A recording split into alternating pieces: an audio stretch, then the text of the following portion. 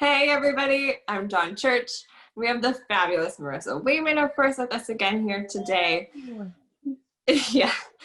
So this is week 2 of our Cybersecurity Awareness Month video series, and it's all with the Halloween twist. So, all right. So we are living in a material world. But nope, that's not true. That was 2019 and it's now 2020, and we are very much living in a digital world. And while we were certainly heavily reliant on the internet before, that reliance on the internet and the cloud has skyrocketed, especially for day-to-day business operations. So our increased use of the internet to access our work and our data from multiple devices that are all outside of the office leaves us as businesses much more vulnerable to cybersecurity attacks. Why? It might not be what you're thinking, but I'll give you a hint. And it starts like this, and then it goes like this. So if you guessed habitual, absent-minded clicking, you guessed correctly. But who does that? Well, me and Marissa and you and your team and everyone on the internet, because as humans, we are unfortunately the zombies of the internet. Alive or undead, humans are the weakest link in your cybersecurity systems because, like Dawn said, we're creatures of habit. I want you to take a second to think about how many times you've clicked a link or a button or opened an email attachment in the last hour. Okay, think of all the websites you visited. Maybe it's a dozen or 2 dozen or even 3 dozen. Now think about how many times you stopped to check if it was safe before you wandered or, clicked or read that attachment. Probably not all of them, maybe not for many of them, or maybe none even at all, especially if you're like me at the start of the workday before I've had any coffee. That's when I do my best zombie impersonation and start mindlessly clicking everything.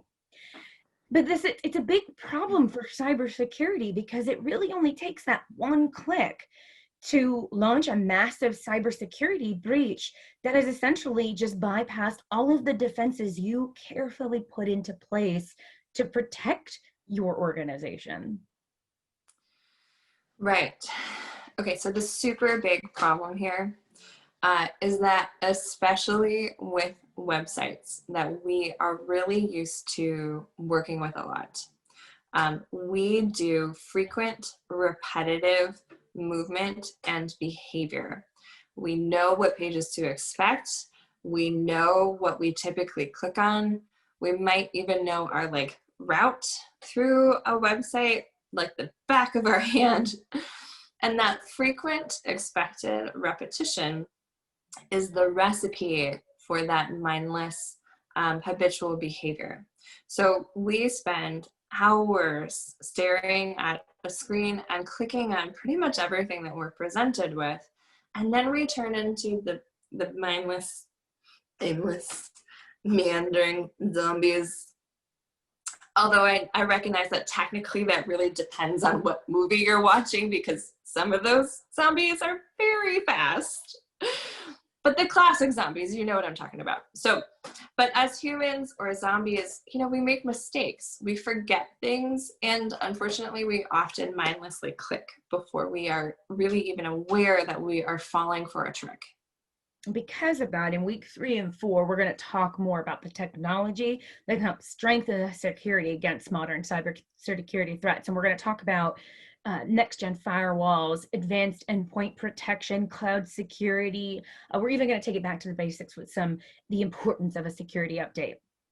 And while all those defenses make it harder for the bad guys to get in, the wicked witches of the web and the virtual vampires know that us Zombies are easy targets, so they've invested more time into tricking us and our team into doing the dirty work by serving us those bad links and malware in these everyday believable scenarios and emails that look like they're coming from your friends or coworkers and trusted people, or even like frequently used applications like Microsoft 365's OneDrive and Planner. Right. So all of that to say that cyber criminals prey on people's mindless, repetitive behavior, but also our goodwill and our willingness to extend trust, and unfortunately, our lack of cybersecurity knowledge. But there is an easy way to fix this, or some of it, right? We still want you to be good-natured people with a healthy dose of trust, right? But we can fix those habits and that lack of security knowledge with some brains. And no, not zombie food. But by feeding your brain with a good dose of education and awareness of online cybersecurity hygiene. So there's a service that exists that is creatively called Security Awareness Training. It is actually a service that you can and should subscribe to. This is not a good project to DIY. No. Cybersecurity awareness training empowers your team to use and protect your technology and your data correctly and safely. So the right security awareness training program will teach you and your team about relevant cyber attacks that are happening right then out in the digital world, and how to avoid them. And with the right program, it will help you and your team break that mindless clicking habit by testing and exercising those awareness muscles on a regular basis. Sometimes that's weekly, sometimes it's daily. It depends on the program. But on that note, I know that this is a service that we offer, right? So Marissa, when folks are out there looking for the right security awareness training program for them, what should they be looking for? Where do they start? So I find all these programs to be very thrilling and chilling, if we're gonna make it about Halloween. But it really is simple and can be affordable for small businesses to find that right program. And here's what we recommend that you look for. First, you want it to be an online cybersecurity awareness training program that's curated by the experts. You want that high quality, relevant material.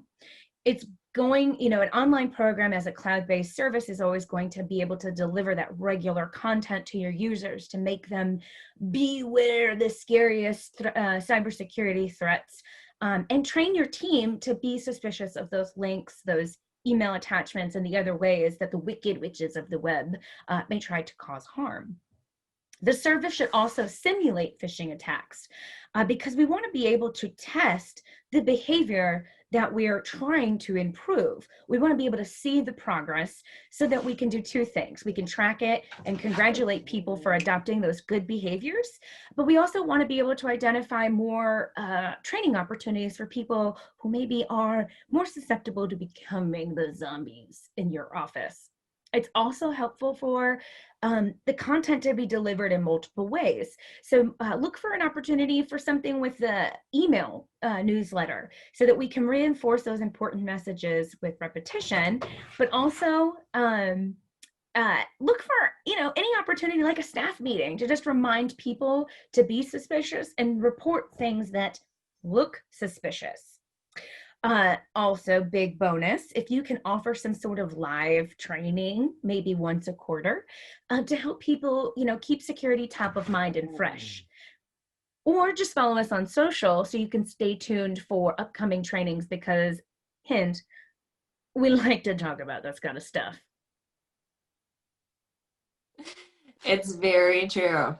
All right, so as with any good zombie apocalypse survival plan, clear communication is key to survival. especially with your middle and upper management teams.